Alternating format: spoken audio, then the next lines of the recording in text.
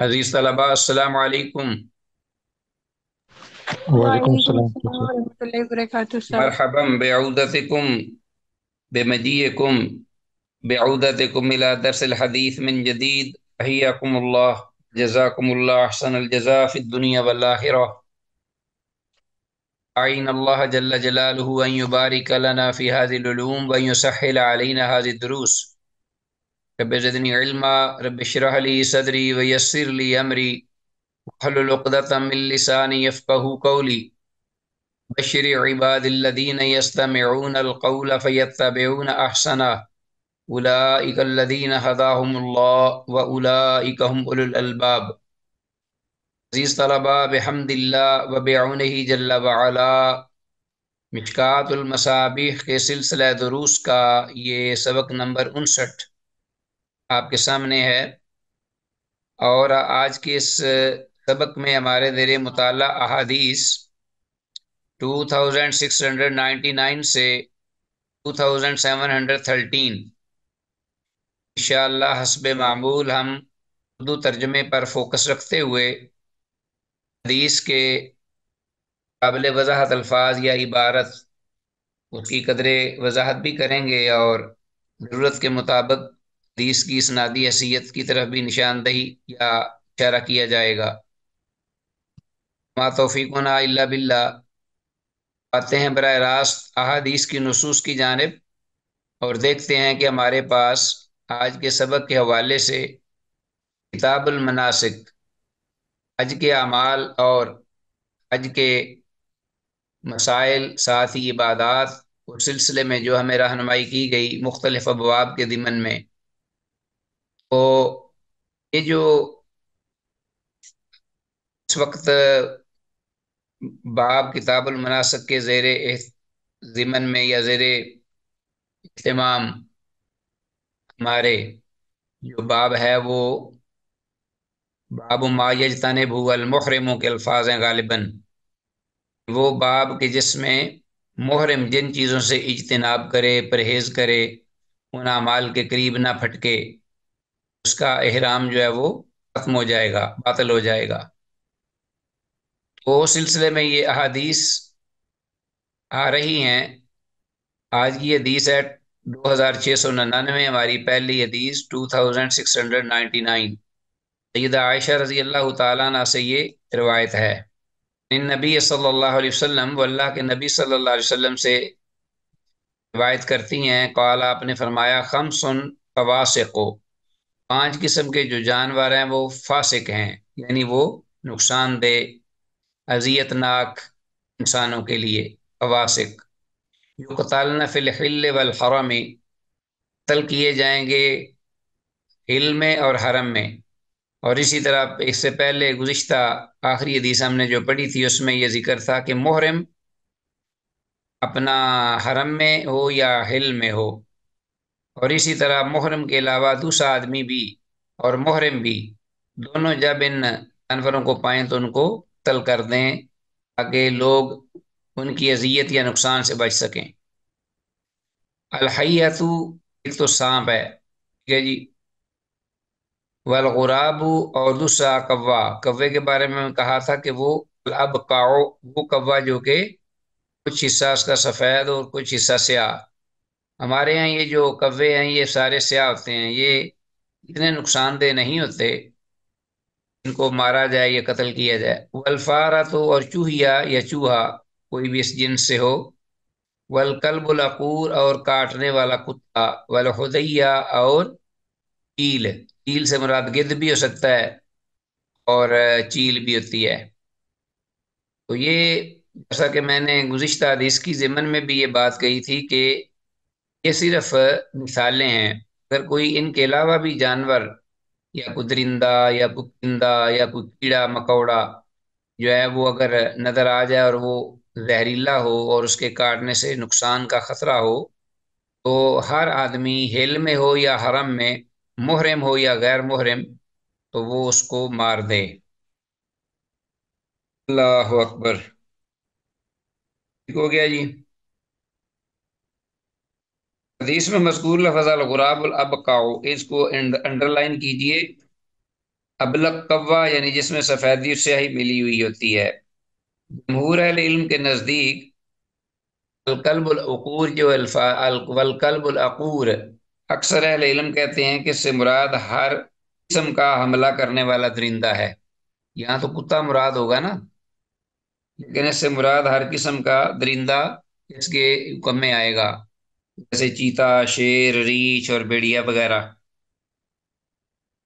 دوسری فصل الفصل الثانی، اس باب کے ضمن میں آتے ہیں اس کی طرف۔ پہلی حدیث آئی ہے ہمارے پاس 2700 عن جابرن، جابر رضی اللہ عنہ سے یہ روایت ہے ان رسول اللہ صلی اللہ علیہ وسلم قال، اللہ کے رسول صلی اللہ علیہ وسلم نے ارشاد فرمایا، لحم الصید لکم بالاحرام حلال، کہ شکار کا جو گوشت ہے وہ تمہارے لیے احرام کی حالت میں بھی حلال ہے، جائز ہے۔ ٹھیک ہو گیا جی، شکار کا گوشت ما لم تصیدو ہو، جب تک کہ تم خود اس کو شکار نہ کرو، او یصاد لکم، یا جب تک تمہارے لیے وہ نیت کر کے تمہارے لیے شکار نہ کیا جائے، وہ تمہارے لیے حلال ہے، جائز ہے۔ اور اس ضمن میں ایک واقعہ بھی ابو قتادہ رضی اللہ تعالیٰ عنہ کے والے سے تفصیلاً گزر چکا ہے۔ واہ ابو داود و ترمذی و نسائی، سے امام ابو داود، امام ترمذی اور امام نسائی رحمہ اللہ نے سب نے روایت کیا ہوا ہے اپنی کتب حدیث میں۔ حدیث کی سند تو ضعیف ہے،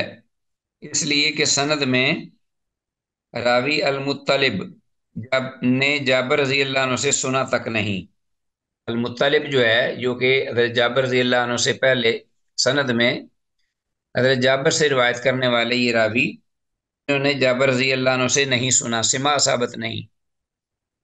جیسا کہ امام ابو حاتم الرازی رحمہ اللہ اس بارے میں کہتے ہیں اور صراحت کرتے ہیں۔ بہرحال اس حدیث کی وضاحت میں مسئلہ سیدنا صاحب بن جثامہ رضی اللہ عنہ کی متفق علیہ حدیث میں گزر چکا ہے، اور یہ بات واضح اور کلیئر ہے، حدیث کا مفہوم ٹھیک ہے، اسی پاری کم ہے یا عمل ہے۔ حدیث بہرحال جو ہے یہ سند کے اعتبار سے صحیح نہیں۔ آگے ہمارے پاس حدیث وان ابی ہریرہ عن النبی صلی اللہ علیہ وسلم قال، سیدنا ابو ہریرہ رضی اللہ تعالیٰ عنہ سے یہ حدیث مروی مرفوع اللہ کے نبی صلی اللہ علیہ وسلم سے مروی ہے، قال، آپ نے فرمایا، الجراد من صید البحر، جراد جو ہے یعنی سے مراد ٹڈی ہے، یہ سمندر کے شکار میں شامل ہے، یہ یعنی سمندر کے شکار کے زمرے میں یہ آتی ہے ٹڈی، اس کا شکار کرنا۔ رواه ابو داود و ترمذی، اسے امام ابو داود اور امام ترمذی نے روایت کیا ہے، تو اس حدیث کی سند صحیح ہے۔ ٹھیک ہے جی، اس حدیث کی سند 2701، جبکہ سنن ابی داود کی ہی ایک اور روایت جس میں اپنا سنن ابی داود کی ہی ایک اور روایت بھی ہے جس کا نمبر ہے 1854، 1854، وہ انتہائی ضعیف ہے،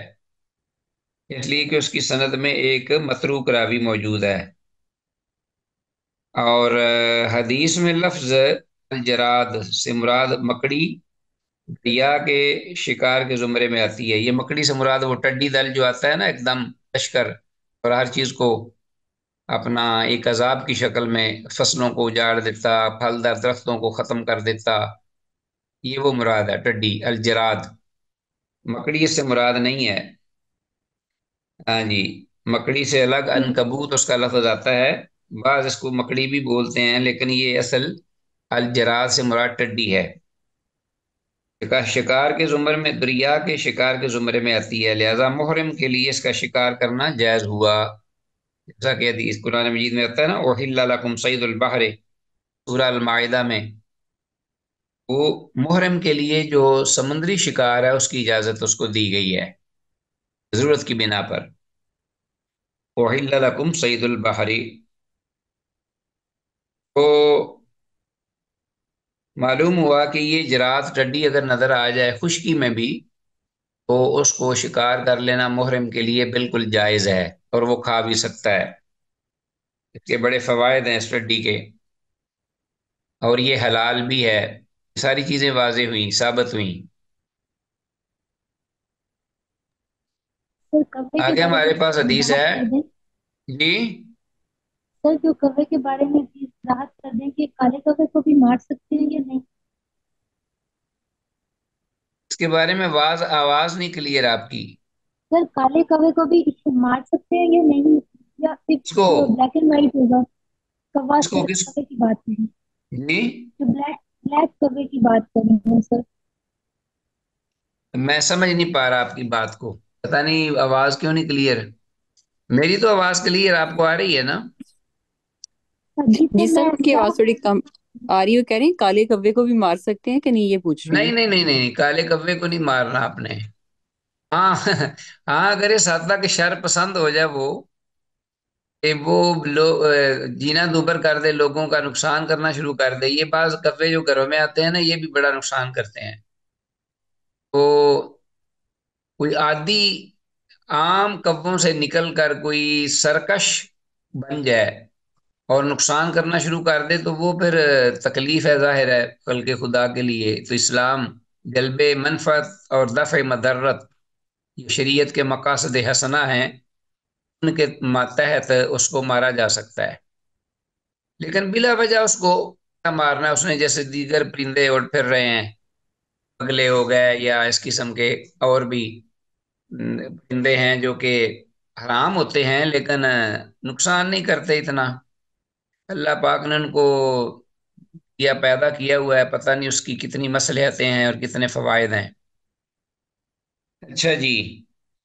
لیکن اگر ایکسیپشنل کیس کو بن جائے تو اس کو اس میں کوئی حرج نہیں مارنے میں۔ چلو 2702 حدیث ایوان ابی سعید الخدری رضی اللہ تعالی عنہ عن النبی صلی اللہ علیہ وسلم قال، ابو سعید خدری رضی اللہ تعالیٰ عنہ سے یہ روایت ہے، وہ اللہ کے نبی صلی اللہ علیہ وسلم سے مرفوع روایت کرتے ہیں، قال آپ نے فرمایا، یقتل المحرم السبع العادیہ، محرم جو ہے وہ ایک عام جو عادی درندہ مراد ہے کہ چیرنے پھاڑنے والا درندہ، اس کو وہ قتل کر سکتا ہے، ٹھیک ہے جی۔ اور یہ اوپر حدیث بھی گزر گئی ہے، اس میں درندہ جو ہے وہ بلولا اس میں شامل ہے، کیونکہ ان حدیثوں میں القلب العقور عقور کے لفظ آئے ہیں، درندے کے نہیں آئے، لہذا اسی لیے یہ الگ حدیث جو ہے مؤلف رحمہ اللہ نے ذکر کر دی ہے کہ پتہ چل جائے کہ درندے بھی شامل ہیں اس میں، اور کوئی بھی درندہ چیرنے پھاڑنے والا ہو وہ اس حکم میں آتا ہے۔ رواه ترمذی، سے امام ترمذی نے روایت کی ہے۔ ورنہ کتے جو عام ہوتے ہیں یہ بھی عام کتے، یہ تو کلب العقور ہے نا، کاٹنے والا کتا، جو دوسرے کتے ہیں وہ بھی اس حد تک بڑھ جائیں کہ ان کا نقصان ہونا شروع ہو جائے۔ اللہ کے رسول صلی اللہ علیہ وسلم نے خود وہ مدینہ میں ایک دفعہ کتے قتل کروائے تھے۔ تو ایسی صورت میں عام کتے جو ہیں وہ بھی درندہ ہی ہے، کچلی والا، تو اس کو مار دینا کوئی حرج نہیں۔ آگے ہے جی ہمارے پاس حدیث، اچھا یہ حدیث پہلے پڑھ لیں، اس کی وضاحت کیا ہے کہ 2702 حدیث پر آ گئی ذرا۔ یہ حدیث جو ہے یہ رواه ترمذی و ابو داود و ابن ماجہ، 2702 حدیث ابو سعید خدری رضی اللہ عنہ کی، یہ امام ترمذی نے اس کو روایت کیا ہے، امام ابو داود اور امام ابن ماجہ نے بھی اس کو روایت کیا ہے۔ حدیث کی سند ضعیف ہے، اس لیے کہ سند میں یزید بن ابی زیاد معروف راوی ہے، ان میں رکھیے گا یزید بن ابی زیاد۔ امتحان میں آپ سے یہ جو خاص کا راوی بڑے زیادہ بار بار آتے ہیں نا، معروف، حجاج بن ارطاط ہو گیا یا اپنا ہو گیا، اسی طرح یہ یزید بن ابی زیاد ہو گیا، ابن لہیہ ہو گیا، اس طرح کے یہ معروف راوی بار بار آتے ہیں، حارث آور ہو گیا، یہ سب ضعیف راوی ہیں، یہ رکھیے گا۔ حدیث میں الفاظ السب العادی، اس کو بھی انڈر لائن کیجئے، چیرنے پھاڑنے والا کوئی بھی درندہ، جیسے شیر، بیڑیا اور ریچھ وغیرہ جی اس میں شامل ہے۔ آگے حدیث ہے 2703، وان عبد الرحمن بن ابی عمار عبد الرحمن بن ابی عمار رحمہم اللہ جمیعاً سے یہ روایت منقول ہے، مروی ہے، قال وہ کہتے ہیں سال تو جابر بن عبداللہ، میں نے جابر بن عبداللہ رضی اللہ عنہما سے پوچھا عن الضبع بجو کے بارے میں، اصید ہیا کیا وہ شکار کا جانور ہے؟ ہاں جی، فقال تو انہوں نے کہا، کنہوں نے؟ جابر بن عبداللہ رضی اللہ عنہما نے جواب دیا نعم ہاں، فقلت تو میں نے پوچھا ایو کالو کیا وہ کھایا جا سکتا ہے؟ فقال تو انہوں نے کہا نعم ہاں، تو اگر شکار ہے تو وہ پھر کھایا بھی جائے گا۔ فقلت تو میں نے کہا سمیعتہ من رسول اللہ صلی اللہ علیہ وسلم، کیا آپ نے یہ بات اللہ کے رسول صلی اللہ علیہ وسلم سے سنی ہے بجو کے بارے میں کہ وہ شکار کا جانور ہے؟ قال کہتے ہیں نعم ہاں۔ رواه ترمذی و نسائی و شافعی، امام ترمذی، امام نسائی اور امام شافعی رحمہ اللہ نے اس حدیث کو روایت کیا ہے۔ وقال ترمذی، اور امام ترمذی کہتے ہیں ھذا حدیث حسن صحیح، یہ حدیث جو ہے حسن صحیح ہے جی، 2703 حدیث، حدیث جو ہے واقعی حقیقتاً صحیح ہے جیسا کہ امام ترمذی رحمہ اللہ نے حکم لگایا ہے۔ حدیث میں لفظ الضبع مطلب بجو ہے، اس کو ذہن میں رکھیے گا، الضبع۔ اور امام شافعی رحمہ اللہ کے ہاں بجو حلال ہے، امام ابو حنیفہ رحمہ اللہ البتہ کہتے ہیں وہ دانت والا ایک درندہ قسم کا جانور ہے، دوسرے درندوں کی طرح یہ بھی حرام ہوگا بجو جو ہے۔ علت اور حرمت میں بہرحال اختلاف ہوا ہے علماء میں، تو بعض یہی کہتے ہیں کہ اس میں اجتناب بھی بہتر ہے کہ نہ ہی کھایا جائے، لیکن حدیث صحیح ہے، اس لیے جو احتیاط والی بات ہے وہ کوئی نہیں، اگر کسی کا جی نہیں چاہتا تو نہ کھائے، جس طرح گو جو ہے وہ بھی کھانے کو جی نہیں چاہتا اور وہ بھی حلال ہے، اس کے بارے میں تو کلیئر حدیثیں موجود ہیں۔ وہ کہ لبب والا معدت ہی رسول اللہ صلی اللہ علیہ وسلم کے دسترخوان پر گو جو ہے وہ کھائی گئی، آپ نے روکا بھی نہیں اور کھائی بھی نہیں، لیکن آپ کے سامنے صحابہ نے کھائی، آپ نے روکا نہیں ہے، لم یاکلہ ولم ینہاہ۔ اللہ اکبر۔ شیخ بجو میں زہر نہیں ہوتا؟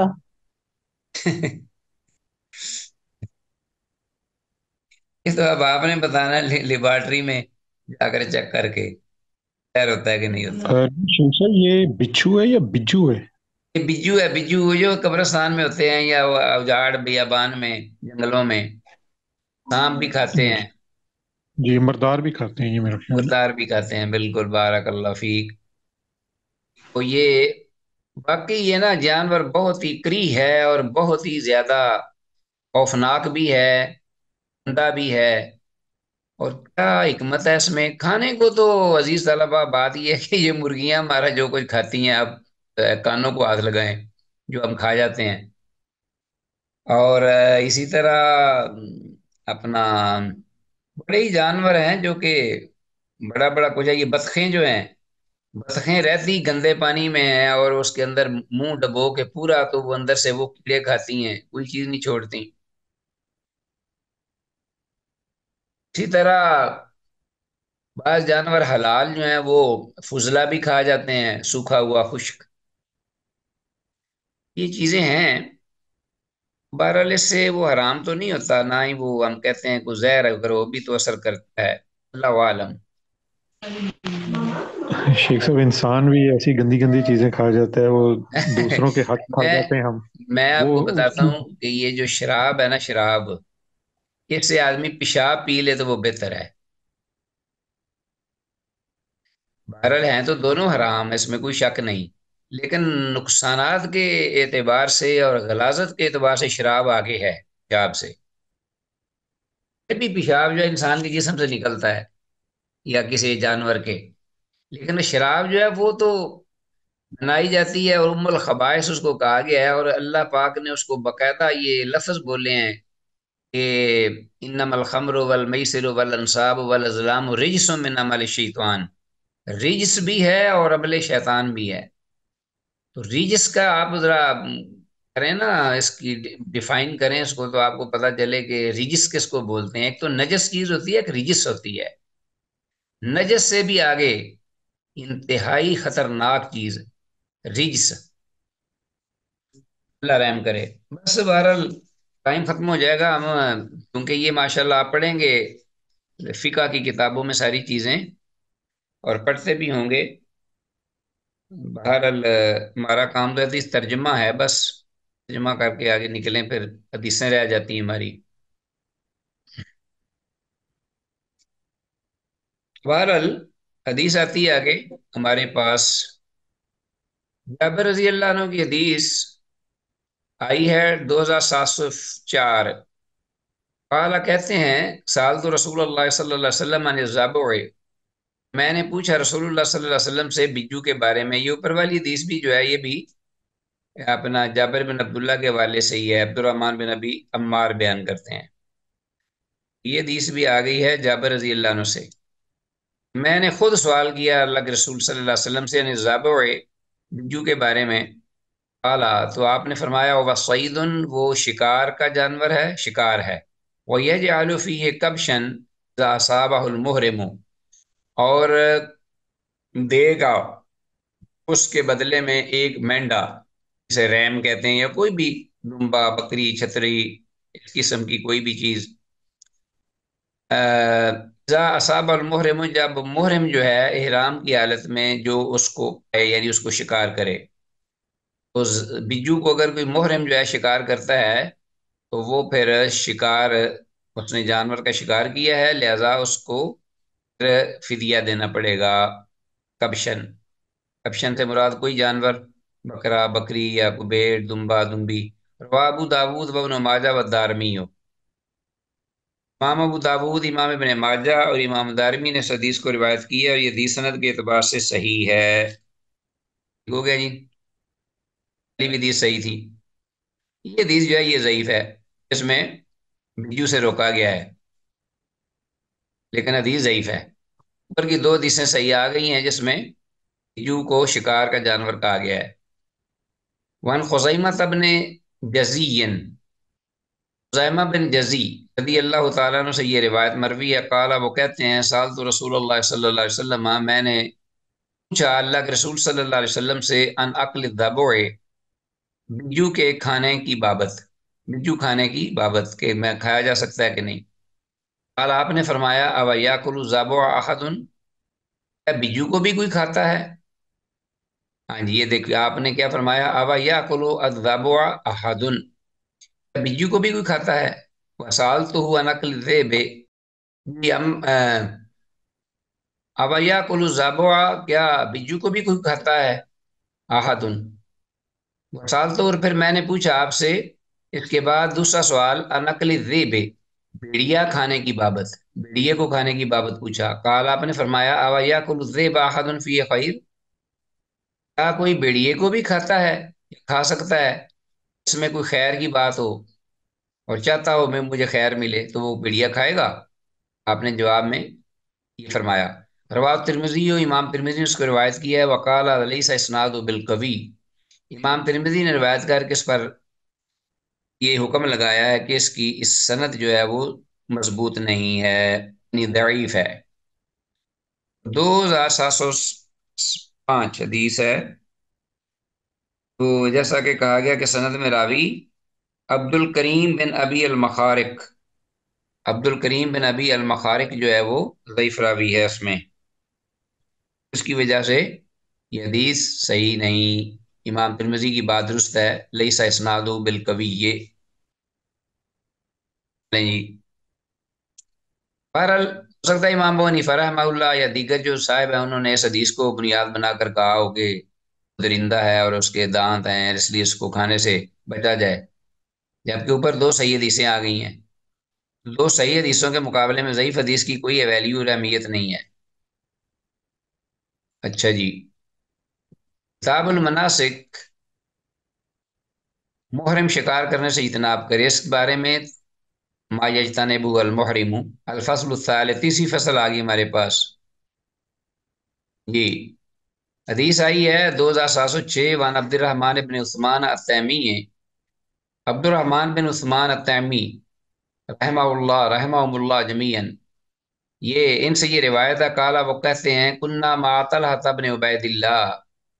ہم طلحہ بن عبید اللہ کے ساتھ تھے، طلحہ بن عبید اللہ رضی اللہ تعالیٰ عنہ کے ساتھ تھے ہم، وَنَحْنُ حُرُمٌ، سال میں کہ ہم محرم بھی تھے سب، وَنَحْنُ حُرُمٌ أُهْدِيَ لَهُ طَيْرٌ، تو طلحہ بن عبید اللہ جو ہیں ان کو ایک پرندہ جو ہے بھنا ہوا دیا گیا، روسٹ کیا ہوا پرندہ، کوئی بھی پرندہ تھا اس کو حلال پرندہ ہدیہ دیا گیا ان کو، ان کو طلحہ بن عبید اللہ کو جو صحابی رسول صلی اللہ علیہ وسلم، وطلحہ راقد، اور طلحہ جو تھے رضی اللہ عنہ اس وقت سو رہے تھے، فمنا من اکلا، تو ہم میں سے وہ بھی تھے جنہوں نے اس کو کھایا، اس روسٹ کیے ہوئے پکے ہوئے پرندے کو، ومنا من تورع، اور ہم میں سے ایسے بھی تھے جو جنہوں نے ان سے پرہیز کی، اجتناب کیا، کیونکہ محرم تھے نا سب، تو انہوں نے کہا شاید احرام کی حالت میں اس کو کھانا جائز نہیں۔ لما استيقظ طلحہ، پھر جب بیدار ہوئے طلحہ رضی اللہ تعالیٰ عنہ، وافق من اکلہ، انہوں نے موافقت کی ان لوگوں کی جنہوں نے اس کو کھایا تھا، اور یہ بھی ساتھ صراحت فرمائی، فَأَكَلْنَاهُ مَعَ رسول اللہ صلی اللہ علیہ وسلم، ہم نے اس طرح کا شکار اللہ کے رسول صلی اللہ علیہ وسلم کے ساتھ کھایا ہے۔ تو 2706، جیسا کہ پہلے بھی حدیث میں گزرا ہے کہ اگر کسی شکار کو کسی محرم کے لیے نیت کر کے نہ مارا جائے، شکار کیا جائے، اور نہ ہی محرم کے کہنے پر، تو پھر وہ شکار جو ہے وہ آدمی کوئی اگر کرتا ہے تو وہ آ کر محرم جو لوگ بیٹھے ہوتے ہیں ان کو کھلا دیتا ہے، تو اس میں کوئی حرج نہیں، اس بارے میں کیا صحیح حدیث بھی گزر گئی ہیں، واقعات بھی گزرے ہیں۔ یہ حدیث 2706 یہ ہم نے پڑھ لی تھی، اور اس پر جو وضاحت ہے وہ بھی ہو گئی۔ 2706 حدیث، اس حدیث میں ایک لفظ راقدن، اس کو انڈرلائن کیجیے، اس کا معنی ہے سونے والا شخص، اور آگے غالباً نیا باب آ گیا ہے کتاب المناسک کے ضمن میں، ہاں جی، باب الاحصار و فوت الحج، باب الاحصار، حج سے روکے جانے کے بارے میں اور حج کے فوت ہو جانے کے بارے میں، نکل جانے کے بارے میں یہ حدیث آ رہی ہیں۔ تو الفصل الاول، پہلی فصل اس بارے میں عبداللہ بن عباس رضی اللہ عنہما سے 2707، قال، عبداللہ بن عباس رضی اللہ عنہما سے روایت ہے، کہتے ہیں، قد احصر رسول اللہ صلی اللہ علیہ وسلم، کہ تحقیق اللہ کے رسول صلی اللہ علیہ وسلم کو روک دیا گیا، محصور کر دیے گئے، روک دیا گیا، فحالہ کراسہ، تو آپ صلی اللہ علیہ وسلم نے اپنا سر مبارک جو ہے وہ منڈوایا، وجامع نساءہ، اور اپنی بیویوں سے آپ نے جو ہے صحبت بھی کی، مجامعت کی، ونحر ہدیہ، اور آپ صلی اللہ علیہ وسلم نے اپنی قربانی جو ہے وہ بھی ذبح فرمائی۔ ٹھیک ہو گیا جی۔ حتی تمہارا عامن قابلا، یہاں تک کہ آپ نے پھر آئندہ سال، آنے والے سال جو ہے وہ عمرہ کیا۔ رواه البخاری، سے امام بخاری نے روایت کیا، اور یہ صلح حدیبیہ کا سن 6 ہجری میں بڑا معروف واقعہ ہے اور قابل وضاحت نہیں۔ اللہ اکبر۔ صلح حدیبیہ بھی ہوئی اور اس میں نکات طے کیے گئے، اس میں اتفاق کیا گیا، مسلمانوں کے حق میں وہ بڑی دورس نتائج کے اعتبار سے ثابت ہوئی، لیکن اس سال آپ کو عمرہ سے صحابہ کو روک دیا گیا، اور عمرۃ القضاء اپنے آئندہ سال اسی مہینے میں پھر دوبارہ آ کر اس جو اپنا فار مکہ کے ساتھ جو معاہدہ کیا تھا اس کی روح سے آپ نے وہ عمرہ القضاء جو ہے وہ دوبارہ کیا۔ ٹھیک ہے جی۔ آگے یہ بھی حدیث جو ہے اسی سلسلے میں ہے، عبداللہ بن عمر رضی اللہ عنہما، عبداللہ بن عمر رضی اللہ عنہما سے یہ روایت ہے، قالا، کہتے ہیں، خرجنا مع رسول اللہ صلی اللہ علیہ وسلم، ہم رسول اللہ صلی اللہ علیہ وسلم کی معیت میں باہر نکلے، یعنی عمرہ کے لیے ظاہر ہے یہی صلح حدیبیہ کی بات ہے، حدیبیہ کے سال۔ فحال کفار قریشن، تو جو کفار تھے قریش کے کفار، قریشی کفار مکی مکہ کے، وہ حائل ہو گئے دون البیت، ہمارے اور بیت اللہ کے درمیان، یعنی وہ رکاوٹ بن گئے بیت اللہ شریف تک پہنچنے میں۔ نہر النبی صلی اللہ علیہ وسلم ہدایا ہو، تو اللہ کے نبی صلی اللہ علیہ وسلم نے اپنی قربانیوں کے جانور ذبح کیے، وحلقہ، اور آپ نے سارا اپنا منڈوایا، وقصر صحابہ، اور آپ کے صحابہ جو تھے با صحابہ نے بال کٹوائے، وقصر تقصیر سے ہے۔ رواه البخاری، سے امام بخاری نے روایت کی ہے رضی اللہ عنہم اجمعین، اور امام بخاری رحمہ اللہ تعالی۔ 2708 حدیث، سن 6 ہجری میں صلح حدیبیہ کا یہ واقعہ رونما ہوا، اور حدیث سے معلوم ہوتا ہے کہ بغیر کسی شرعی عذر کے بھی حج اور عمرہ میں سر کے بال کٹوائے جا سکتے ہیں، ٹھیک ہے، لیکن اجر جو ہے وہ کم ہو جائے گا، جیسا کہ پہلے ہم نے صحیح حدیث میں پڑھا ہے، ٹھیک ہے جی۔ باقی کلیئر ہے حدیث، اور آتے ہیں نیکسٹ حدیث کی جانب۔ وان المسور بن مخرمہ رضی اللہ عنہ، سیدنا مسور بن مخرمہ رضی اللہ عنہ سے یہ روایت مروی ہے، قال، وہ کہتے ہیں ان رسول اللہ صلی اللہ علیہ وسلم نہارا قبل ان یحلقا، کہ اللہ کے رسول صلی اللہ علیہ وسلم نے قربانی کا جانور نہر کیا اس سے پہلے کہ آپ اپنا سر منڈوائیں، یعنی سر منڈوانے سے پہلے۔ وہ ہمارا صحابہ بذالک، اور اپنے صحابہ رضی اللہ عنہم کو بھی اسی کے ساتھ حکم دیا، اسی کے بارے میں۔ امام بخاری نے اس کو روایت کیا ہے، اور یہ عام جو صحیح حکم اور عمل ہے وہ یہی ہے، جیسا کہ سارے لوگ جانتے ہیں کہ عید الاضحیٰ میں بھی جب تک قربانی کے جانور ذبح نہ ہوں اس وقت تک سر نہیں منڈواتے لوگ، حجامت نہیں کرواتے، روک لیتے ہیں اپنے آپ کو۔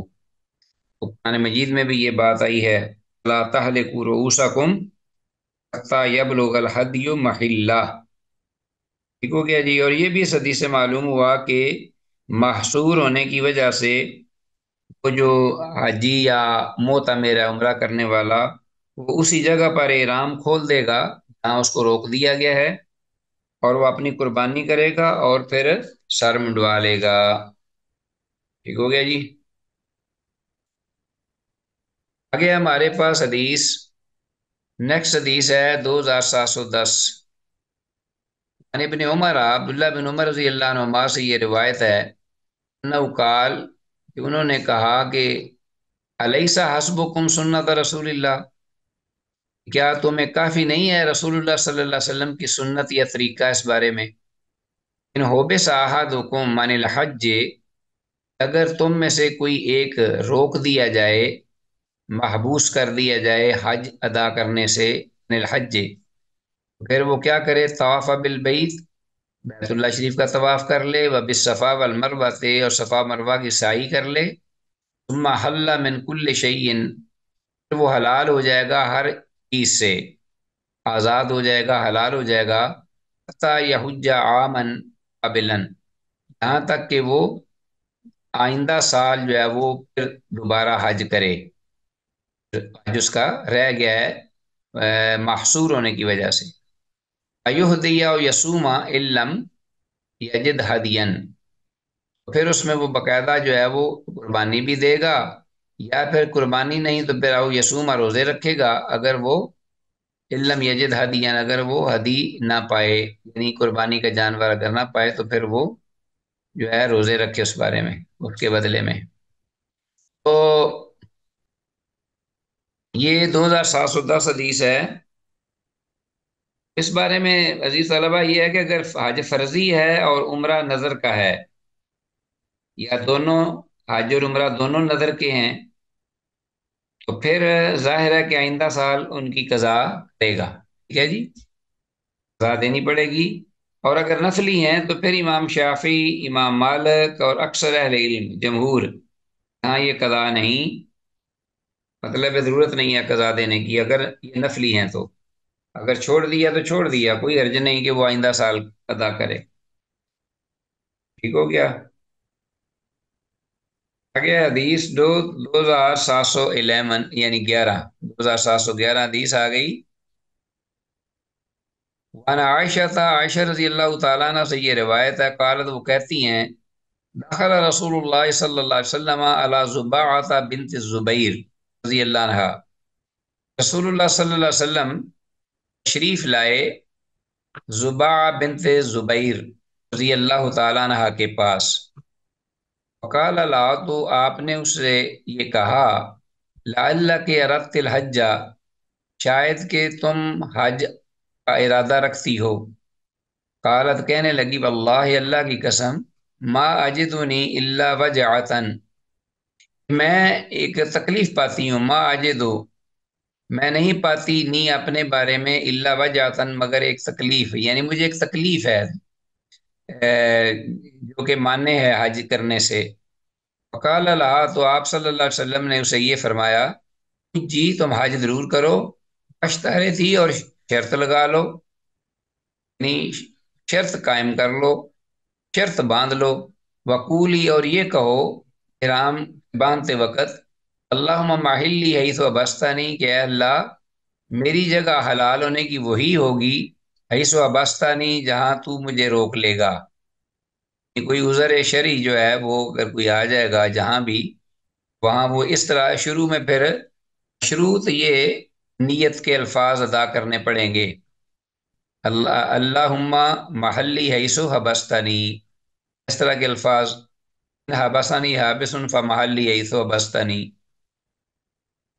اگر کوئی اب روکنے والا مجھے روک دے گا یا کوئی عذر یا کوئی اپنا کوئی قانون یا کوئی اور درندہ وغیرہ یا کوئی اور سیلاب یا ارتھ کوئی یا کوئی بھی چیز ہو سکتی ہے، اللہ سب کو محفوظ رکھے، وہ پھر اگر مشروط اس نے نیت باندھی ہوگی تو پھر اس پر دم نہیں ہوگا، وہ بغیر دم دیے قربان جانور قربان کیے وہ اپنا احرام اسی وقت وہیں سے کھول سکتا ہے، اور اگر مشروط نہیں تو پھر اس کو ایک فدیے میں دم دینا پڑے گا اور احرام کھول دے۔ حدیث میں الفاظ ہے اللہ محلی ہے تو بستانی، ان الفاظ کو انڈر لائن کیجیے اور یاد بھی کر لیجیے۔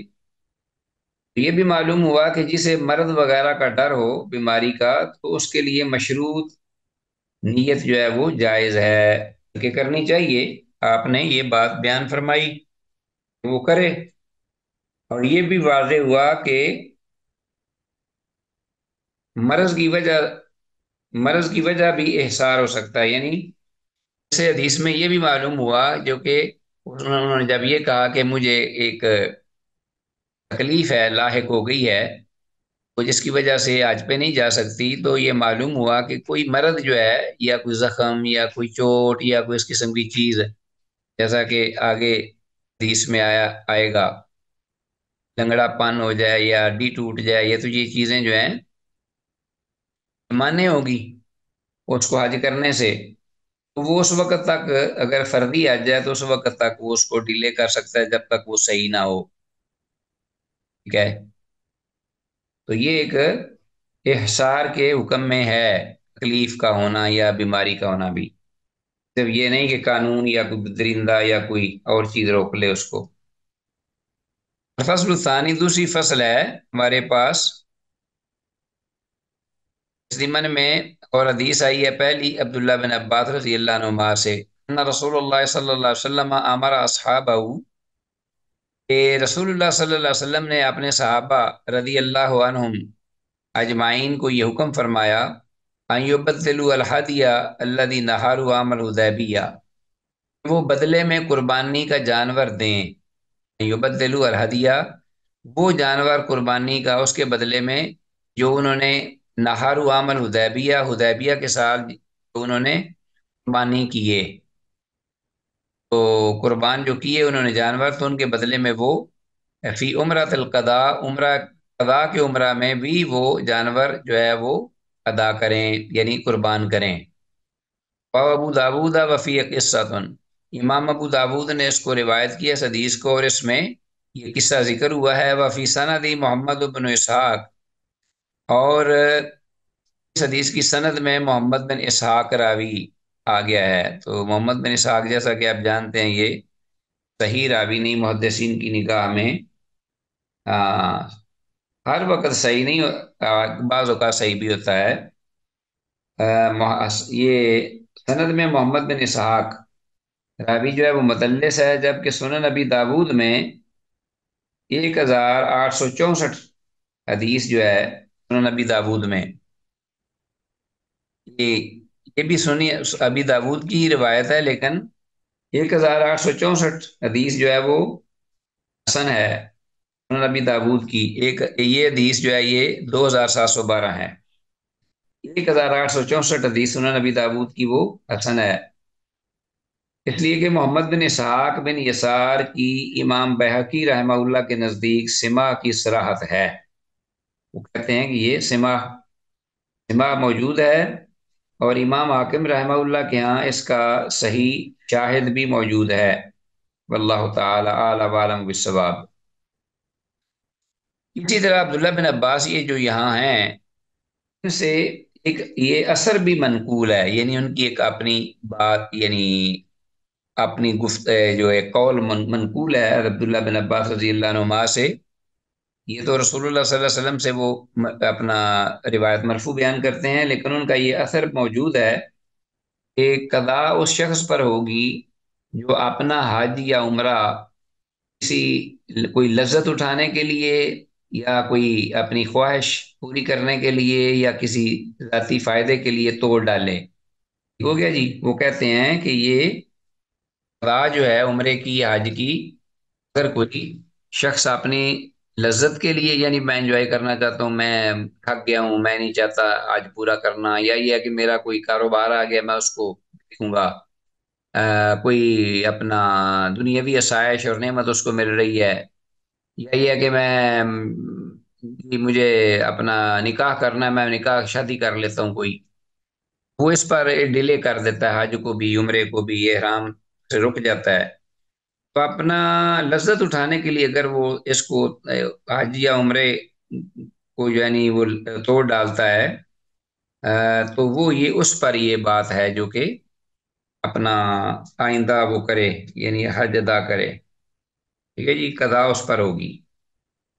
یہ عبداللہ بن عباس رضی اللہ عنہما کا اپنا یہ اثر ہے،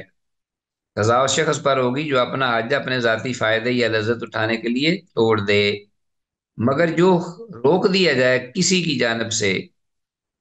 تو وہ احرام کھول دے اور قضا نہ کرے، ٹھیک ہے جی۔ اور اگر ہدی یعنی قربانی وغیرہ حرم بیچ سکتا ہو تو وہ وہاں بیچ دے، اور وہاں اگر بیچ دیتا ہے تو اندازن یہ دیکھ کر کہ اب قربان ہو چکی ہوگی، نہر ہونے تک وہ اپنا احرام نہ کھولے، تو جب اسے احساس ہو جائے کہ وہ جانور قربان ہو گیا ہے، اس کو کوئی اطلاع دے دے یا اندازہ کر لے کہ ہو گیا ہوگا قربان، اب تک پہنچ گیا ہوگا، پھر اس کے مطابق وہ احرام کھول لے،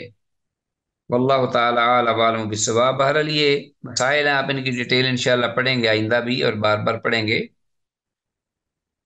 وعن الحجاج بن عمر الانصاری، حجاج بن عمر انصاری رضی اللہ تعالیٰ عنہ سے یہ روایت مروی ہے، قال، وہ کہتے ہیں قال رسول اللہ صلی اللہ علیہ وسلم کہ اللہ کے رسول صلی اللہ علیہ وسلم نے ارشاد فرمایا، من کسرا، یہ حدیث آ گئی، من کسرا جو توڑ دیا گیا، یعنی جس کی ہڈی ٹوٹ گئی، او عارجا یا جو لنگڑا ہو گیا، ہو گیا، فقد حلا، وہ حلال ہو گیا، مطلب کہ اس کا وہ حلال ہونا جائز ہے، اگر وہ حج نہیں کر سکتا یا عمرہ پورا مکمل نہیں کر سکتا اس چوٹ یا اس لنگڑا ہونے کی وجہ سے، وعلی الحج من قابل، اور اس پر حج ہوگا آئندہ سال، آئندہ سال بھی اس وقت ہی ہوگا جب وہ ٹھیک ہو جائے گا۔ بعض حادثے اللہ رحم کرے ایسے ہوتے ہیں کہ مریض بیچارے 10 سال تک گھر پہ رہتے ہیں، ہل نہیں سکتے، تو اگر ایسا ہو کہ جس میں وہ چل پھر سکتا ہو آئندہ سال، تو پھر اس پر کیا ہے کہ وہ حج کرے، کیونکہ وہ اس نے حج شروع کیا تھا۔ لیکن اس میں اہل علم کی تفصیل ہے، ذرا وہ انشاءاللہ آپ پڑھیں گے بھی، میں بھی تھوڑی سی بتا دیتا ہوں۔ پہلے اس کی جو ہے دیکھیں سند کیا ہے، رواه ترمذی و ابو داود و النسائی، امام ترمذی اور امام ابو داود اور امام نسائی رحمہ اللہ، وابن ماجہ والدارمی، اور امام ابن ماجہ اور امام دارمی رحمہ اللہ جمیعاً، سب نے یہ حدیث روایت کی ہے اپنی کتب حدیث میں. وزاد ابو داود، اور امام ابو داود نے یہ الفاظ زیادہ کیے ہیں فی روایت نخرا، اپنی ایک اور روایت میں، او ماریدا، من کسرا او آرجا او ماریدا، یہ الفاظ ہیں. وقال ترمذی هذا حدیث حسن، امام ترمذی رحمہ اللہ نے تو حکم یہ لگایا کہ یہ حدیث حسن ہے. وفی المصابیح ضعیف، جبکہ صابیح کی کتاب میں اس کو ضعیف گردانا گیا، یہ ضعیف ہے. 2713 حدیث. تو اہل تحقیق نے جب اس کی تحقیق کی، اس کی ریسرچ کی اس حدیث کے بارے میں اسنادی حیثیت، تو وہی بات نکلی جو کہ امام ترمذی رحمہ اللہ نے کہی ہے کہ یہ حدیث صحیح، یعنی سند کے اعتبار سے. حدیث میں لفظ عارجہ کا مطلب انڈر لائن کیجئے، تو لنگڑا ہو گیا وہ شخص. اسی طرح جمہور اہل علم نے حدیث میں اس حج کو فردی حج پر محمول کیا ہے. ہاں جی، یہ ذہن میں رکھیے گا. اس میں یہ ہے نا، من قصرا وارجا فقط حل وعلی الحج من قابل، ان کا آئندہ سال وہ حج کرے. تو اکثر اہل علم جو ہیں وہ یہ کہتے ہیں کہ یہاں مراد فردی حج ہے، نفلی نہیں. امام ابو حنیفہ یعنی احناف جو ہیں وہ کہتے ہیں کہ مطلق حج، خواہ وہ فردی ہو یا نفلی ہو، اگر وہ کسی حادثے یا عذر شرعی پر اگر وہ روک دیتا ہے اپنے آپ کو اور احرام کھول دیتا ہے، تو وہ فردی ہو یا نفلی ہو، اس کی قضا دینا ضروری ہوگی. یہ امام ابو حنیفہ احناف کا یہ ذہن ہے. واللہ عالم، واللہ اعلم عالم بالصواب. تو حدیث اس عزیز طلبہ، اس پر ہمارا آج کا یہ جو سبق ہے بفضل اللہ تعالی اختتام پذیر ہوا اس دعا کے ساتھ. جو کچھ کہا سنا ہے اللہ اس پہ عمل کی توفیق دے، اور ثابت قدمی کی بھی، اور یہ علوم نبوت جو ہیں وہ آگے منوان پھیلانے کی بھی. هذا ما عندي والله اعلم بالصواب.